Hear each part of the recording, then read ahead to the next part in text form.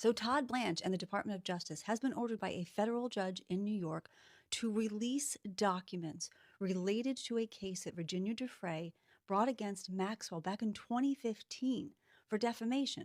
Maxwell called her a liar when Virginia said that she was trafficked by Epstein to people like former Prince Andrew and Alan Dershowitz, who has to appear in front of the House Oversight Committee the first week of September. The Miami Herald sued 8 years ago in regards to these files. It is truly amazing what independent journalists like the Miami Herald and Katie Fang are doing to get justice for the survivors. Virginia's team had thousands of pieces of evidence and documents to back up her claims, and Maxwell settled this case for $3 to $5 million in hopes that these documents would never see the light of day. Now, here is where the cover-up is obvious. In these cases, there is not a blanket sealing of all of the documents. If there is something particular that the judge thinks should be sealed, it is supposed to be done line by line, document by document. This judge, who is now deceased, said that the material was too sensitive and too private. For who? Who was it too sensitive and private for? Because Virginia provided this information, knowing full well that it could be in the public view. And now, the DOJ and Todd Blanche have been ordered to release these documents. And I have no doubt that they will drag their feet and they will redact whatever they feel like redacting in there, including the names of men that they have decided are victims now. So we will see what happens next, but the pressure should continue to be on the DOJ.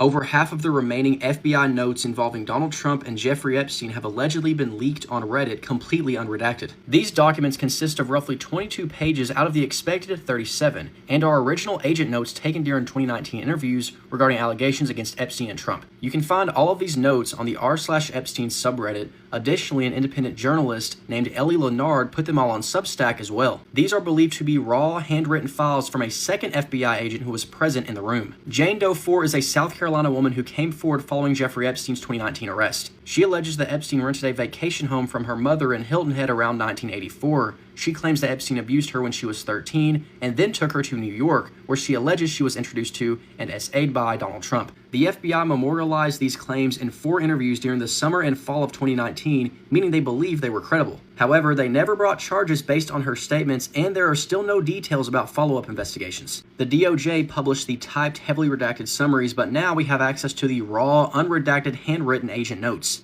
I don't know if Trump is in love with Natalie Harp. I don't know if Natalie Harp is in love with Trump. I don't know if they have a physical relationship at this point in time. But we know Trump is in love with being worshipped. And Natalie Harp is willing to provide Trump an unlimited amount of worship. Senator Jon Ossoff of Georgia referenced her while criticizing Donald Trump golfing and trading stocks and enjoying luxury while the country is facing a number of serious crises. And all of a sudden, Republicans are transformed into these big feminists. How dare they criticize a working woman? That is mean because she's a woman. Laura Ingraham is now attacking Ossoff over his remarks about Donald Trump and Natalie Harp. And now you have Georgia Senator Jon Ossoff trying to show that he's tough at a rally yesterday, launching a bizarre personal attack on President Trump and Natalie Harp, his longtime social media staffer. It was very oddball. The thing was just weird. Everything about him is choreographed, right down to the lighting effects and his impossibly earnest expression. But when you don't have a record of accomplishment, and he does not, it's all about vibes, isn't it? It's all about appearances. Yeah, how dare Jon Ossoff criticize a woman? Look at these champions of working women. And of course, they are completely insincere about this. They're acting as though Jon Ossoff is attacking Natalie Harp for having a job, which is, of course, not the point. The point here is that she is having a disproportionate level of access to Donald Trump, is clearly influencing Trump in all areas of the presidency. None of these people care about defending working women. They care about defending Donald Trump. It's performative feminism. The problem isn't that Natalie Harp is a woman. The problem isn't her age. The problem isn't her appearance. It's that we are concerned that the president is surrounding himself with people whose primary function is to worship him. And Harp substituted Trump quotations for Bible verses. That's how she sees the words of Trump, like scripture. And her letters to Trump were so intense that Secret Service was worried, and she's controlling the information that reaches Trump. She's been described as an enabler, instantly enabling Trump's impulses. A Republican, Mike Caruso, who was appointed by Governor DeSantis to fill the Palm Beach County Clerk of Courts position, as you know, has been charged with numerous charges regarding the abuse of a boy under the age of 12. There are 5 charges, and I'm not going to mention them because I don't want social media shut me down for saying what they are, but it's not good. He also was a legislator. He was the state House representative in District 87, which is Mar-a-Lago, which is Donald Trump's representative. Imagine all that. The judge today said that he would not be able to bail out, would not be able to get bond, that he would have to stay in jail while he was awaiting trial. In court today, he said that his attorney, etc., that he was innocent of all charges. Innocent of all charges. They're all innocent. Just like all those men in the Epstein files, they're all innocent. That's why they don't want any of those files released. Except, the judge today said a bunch of those files are going to get released. That's another story in another video. On this one, I'm almost at a loss of words. You have to be careful with what you're saying on here. But this is a very terrible situation. It's another Republican that has been charged with this. Again, they're innocent until proven guilty. But, and for all of my MAGA that somehow saying it's Democrats, this was the Florida Department of Law Enforcement under Ron DeSantis that actually did this. But Ron DeSantis, you did appoint him to be the Palm Beach County Clerk of Court, and he did support you 10 years in the legislature, and you are buddies. So you can't try to pretend you're not now. Let me know what you think. What can you say? I don't know what to say. Release the damn Epstein files, all of them, unredacted, except for the victim's information. Why in the world is Donald Trump talking about grass? This grass will look so beautiful. If you remember, it had big sunken areas in here, and it was pretty bad. It was in bad shape. But this grass is the highest quality. It was given free of charge by Scott's Miracle Grow, Scott's. And Scott's is a great company. Let me give you a hypothetical. So when someone has dementia, many times you want to have them surrounded by things that are very familiar to them. If they were, let's say, a builder and someone who develops places and really likes to play golf, something like grass might be very comforting to that person. And this is because we want to tap into the person's long-term memories. People with dementia have terrible memories, but we should really kind of clarify they have terrible short-term and new learning abilities. They can hold on to long-term memories quite well. It's kind of like your brain has a filing cabinet for memory. And those things that you did all the time have very, very large files in that filing cabinet. So over time, even though new things might disappear or even have a hard time getting into that filing cabinet, the old stuff tends to stick. People with dementia are placed in very comfortable settings to reduce agitation and irritation. When you are in a place that doesn't look anything like you're used to, and you don't recognize the people, and you have people telling you, you need to go here and you need to do this, it can be very agitating. And agitation tends to lead to behaviors. And nobody wants to have behaviors with a dementia patient. We want to keep them nice and calm. The places that are the most successful, in my opinion, when they are supporting patients with dementia are the places that look more like a home. There also could be a lot of written information on the walls, maybe in gold, that tell you where you are and where to go. They are in very large print, and they tell you kitchen, and they tell you living room, and they tell you bathroom. Typically speaking, when someone is in this type of world where they need to revert back to the things that they've always done before and making them feel comfortable and giving them activities that are very consistent with what they have done in the past, they are in the later stages of dementia. So that's my hypothetical. And why is Donald Trump talking about grass? It's because Scott's donated $500,000 to Donald Trump's campaign. And as always, Donald Trump has got to go. Jeffrey Epstein, what the hell's happening there? Let's do a grift in review, shall we? Glasses on, because this one's about to get messy. Back in April, a journalist sued the Department of Justice for failing to actually comply with the Epstein Files Transparency Act. What's that now? Oh, it's a law signed by Trump himself, hold on to that detail, telling the department to make everything public, but they didn't. So a judge ordered that they must hand over the files, but they just ignored him, which is convenient. But that judge, a man named Emmett Sullivan, God bless his soul, he's making them walk the actual files over one at a time so he can check to see what it is exactly that they're not handing over. So you think case closed, right? The truth is going to unburden all those billionaires of the years of secrecy they've had to suffer through. Not so bloody fast, because the Department of Justice is run by a man called Todd Blanche. Who's he? He was Trump's private lawyer during all those criminal charges he faced, and somehow, as if by magic, became the Attorney General. But I digress. Old Toddy McToddface has said we need to protect the victims of Epstein. But Todd, who are those victims? Well, we have an example of what Todd means. In one release, two of the men whose names were blacked out were Les Wexner and Jean-Luc Brunel. That's weird because a 2019 FBI memo lists both of them as co-conspirators, not victims. Todd and his team insist they were only hiding victims' names, which is weirder still, because in that same release, journalists found 43 actual victims whose names weren't properly redacted at all. What does this all mean? Well, let me just put it really simply. The statute written to protect the people Epstein hurt is currently being used to hide the names of the men his own files call co-conspirators. This is inception levels of grift, a grift within a grift. Except this is not a dream. It's just a lot of people's nightmare.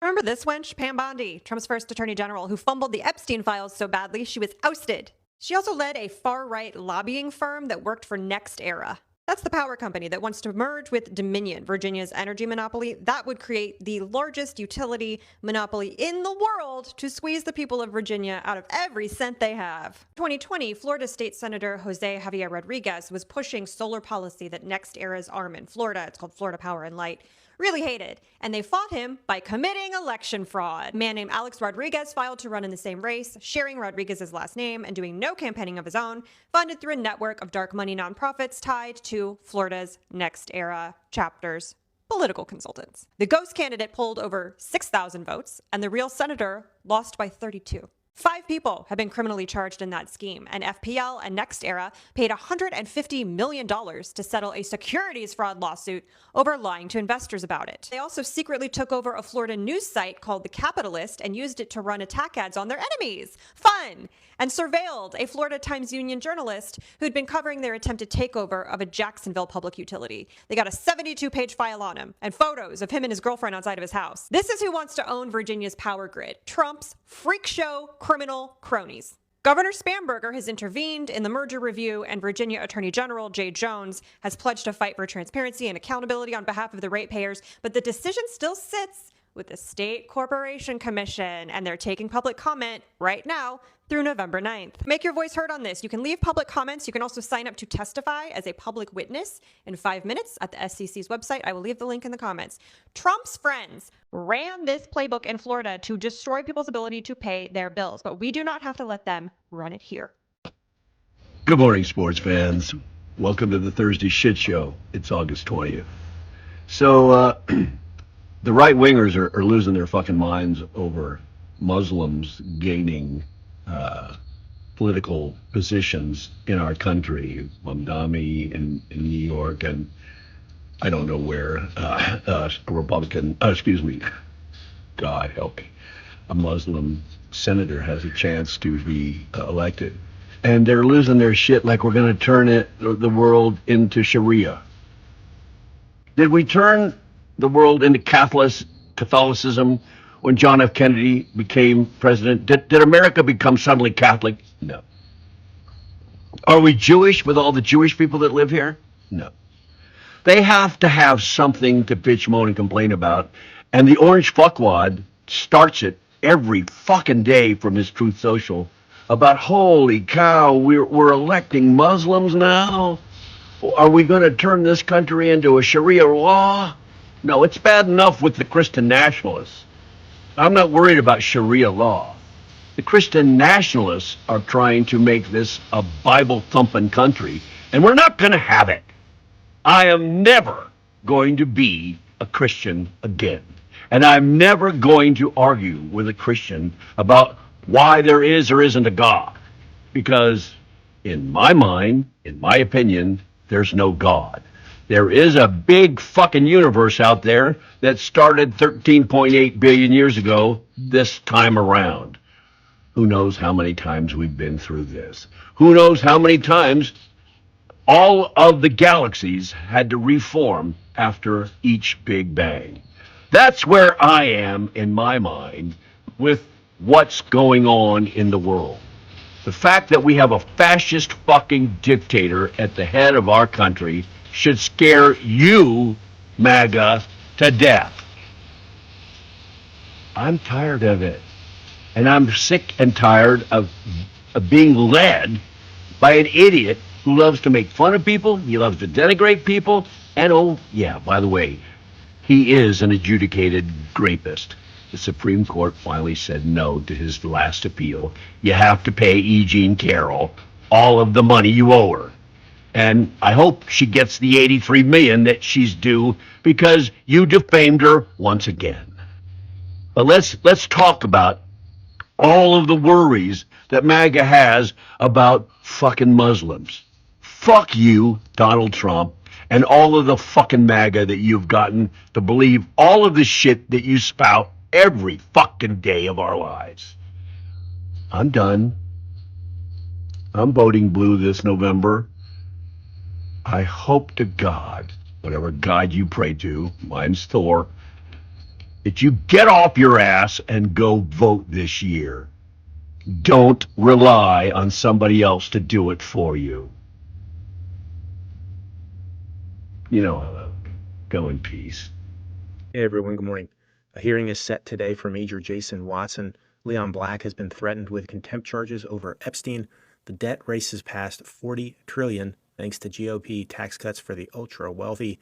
A Republican judge rules regulations on ghost guns are unconstitutional. That and more. It is Thursday, the 20th of August, 5:28 a.m. Eastern Daylight Time. Major Jason Watson's attorney, Chris Muttimer, told CNN's Aaron Burnett on Wednesday evening that Watson was arrested and taken to a county jail on Tuesday after Watson informed his chain of command that he would no longer be wearing his uniform. Muttimer told CNN he had spoken with Watson and confirmed his client is doing well. The attorney said Watson's legal team was awaiting the government's evidence in the case ahead of a detention hearing on Thursday today, and the service member has not yet been informed of his charges. Jason's Spot Fund is in my link tree, and you can check it out if you want to support him and his legal fees. Please keep talking about it. The Hill finally did something about it last night at 11 p.m. A lot of the triple letter major news organizations still aren't touching it. Aaron Parnas talked about it last night, but it's slowly getting out there. And the more you talk about it, the more you tag your representatives, the more you tag news agencies, and anything you see with Jason Watson, the more it helps. So please do that if you can. Thank you.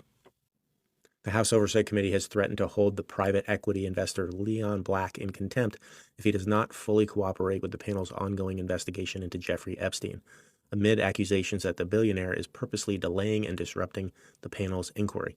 If Mr. Black refuses to provide the committee with responsive documents or refuses to appear for his scheduled deposition on September 3rd, 2026, the committee will use all tools at its disposal, including contempt, according to the committee. The U.S. debt reached $40 trillion for the first time in history on Wednesday, the U.S. Treasury Department said, after the government deficit doubled over the last decade, with 30% of that debt due to Republican tax cuts for the ultra-wealthy and a failed COVID response. The Treasury's latest debt balance showed $40.047 trillion on Tuesday afternoon, the highest in history. A federal judge in Texas ruled Monday that a Biden administration-era rule regulating untraceable ghost guns is unconstitutional. U.S. District Judge Reed O'Connor held that the 2022 measure, which required that self-assembled guns be treated like any other firearm, conflicts with the nation's historical tradition of personal gunsmithing and self-manufacture of firearms. The rule was intended to close a regulatory loophole that critics say has allowed largely untraceable weapons to become more prolific. That's the big stuff this morning. Remember, I'm trying to tamp it down a little bit just for sanity reasons. A couple of the stories that are popping up on my radar. Privacy advocates call on Maryland to investigate data brokers. How the system to report problems in ICE detention has failed immigrants. Those are from NPR. Chinese court sentences Evergrande founder to life in prison for fraud. That's AP News. massive Russian missile strike on Kiev kills at least 12 people. That's according to ABC. There is some other discussion about how the DSA is rattling the establishment. I'm going to do a little bit of a piece on that later on today about the fear mongering around DSA, even from some within the establishment, Democrats. Whoever won the primary on the Democratic side, please vote for them. I've said this before and I'll say it again. We know what awaits us, what is happening to us right now because of the lack of courage in the Republican Party and representatives and senators. We know. And it is 1,000 times worse than a candidate coming forward and saying that they want free childcare, free healthcare, accountability, things that are good for the American people. So some folks are getting hung up on labels like DSA. Anything the DSA, anything people with socialist tendencies supporting the people of the United States, which we have socialism everywhere in the United States already, is better than concentration camps, protecting child criminals, and getting us into unnecessary wars that are killing people.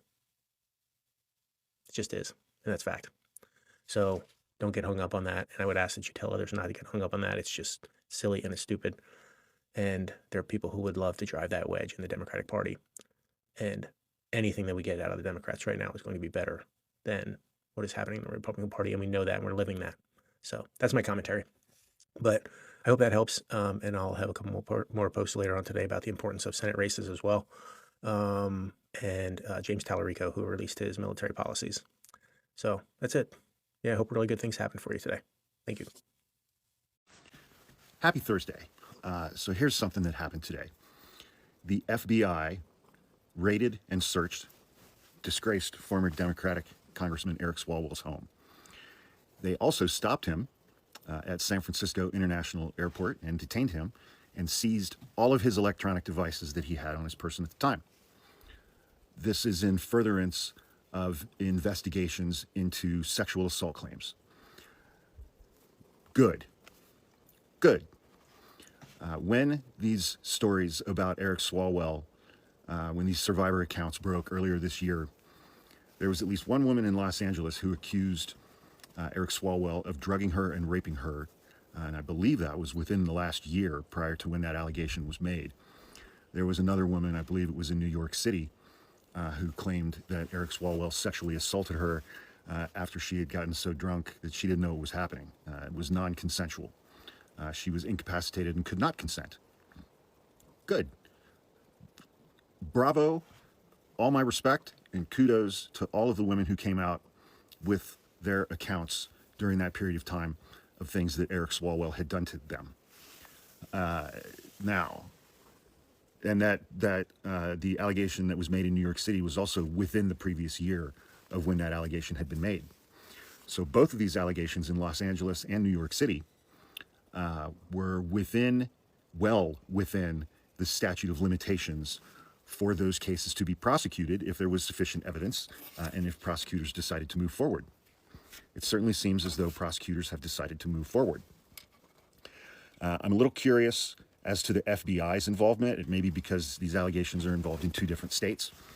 Sexual assault is typically not a federal offense that is charged on like a one-on-one kind of basis unless there's some type of trafficking network that is trafficking people across state lines, that kind of thing.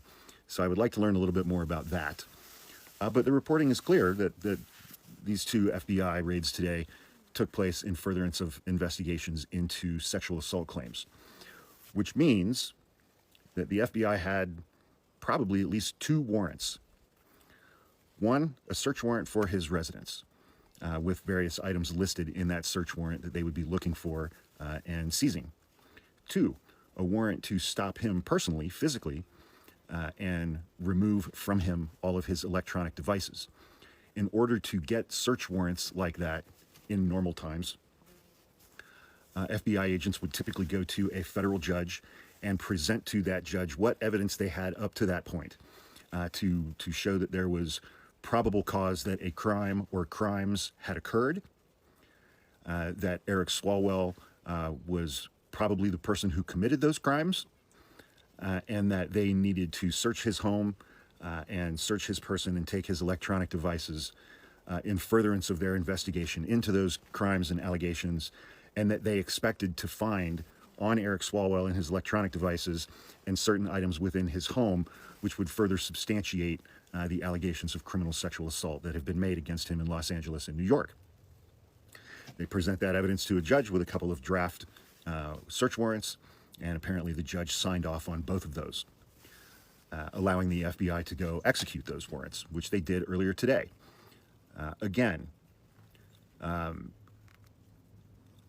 mean, Eric Swalwell was one of those guys who was just ubiquitous on cable news. I mean, he was on MSNBC and CNN all the time. And, you know, he was married, still married, I guess, 3 young kids at home. And, you know, always put out this kind of family man image. And, you know, just as much with Republicans, and it's the ADHD and the pattern recognition. You know, you combine that with the fact that he always came across to me as being very smug, almost entitled kind of thing. And you combine those two things, and I was just always looking at him kind of sideways and thinking, and I didn't like him. Just, you know, that was just a gut instinct thing. He didn't strike me as someone who was trustworthy. He struck me as a bit of a fame whore kind of thing, with wanting to be on TV all the time. And you combine that smugness and that need for attention with projecting this, I'm a family guy. You know, I was not at all shocked or surprised when the allegations against him first started coming out this year. I was not surprised in the least. I've known a lot of guys like him, frankly, especially operating in the world of, you know, being a trial attorney for 28 years. You see some interesting folks in that universe, especially in California and LA. And the LA plaintiff's attorney culture is dramatically different than the similar culture in the Bay Area, but not dramatically so. But, you know, again,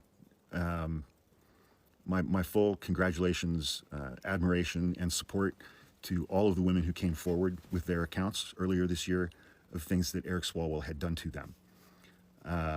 Can't imagine how hard that would be. He was the Democratic frontrunner for governor of California, the biggest state in the country, the largest population of any state in the country. And I think in many, many circles, I think he was viewed as a rising star in Democratic politics because he was a family guy and because he was good on TV. You know, we don't know any details about his home life. I have empathy for his wife. And man, my heart breaks for his little kids, because think how they're going to grow up with his last name in California. That's not going to be easy. He's going to face a lot of hard questions from his kids over the next 10, 15 years. And my heart breaks for those kids, because they didn't choose this shit. They didn't choose this at all. But I'm very grateful that prosecutors are choosing to move forward with these 2 allegations of criminal sexual assault. The 2 victims, survivors in those cases, are going to have a pretty challenging road ahead of them if these cases go to trial. Because again, it's like, he's got an ego, he's got a smugness about him. He's an attorney. He used to be a prosecutor. He used to prosecute sex crimes while he was doing this shit. And he doesn't strike me as someone who would be willing to accept a plea deal in these kinds of cases, which will make it all the more challenging for the victims, the survivors in these 2 cases. So, but I'm glad that these prosecutions are moving forward, as they should.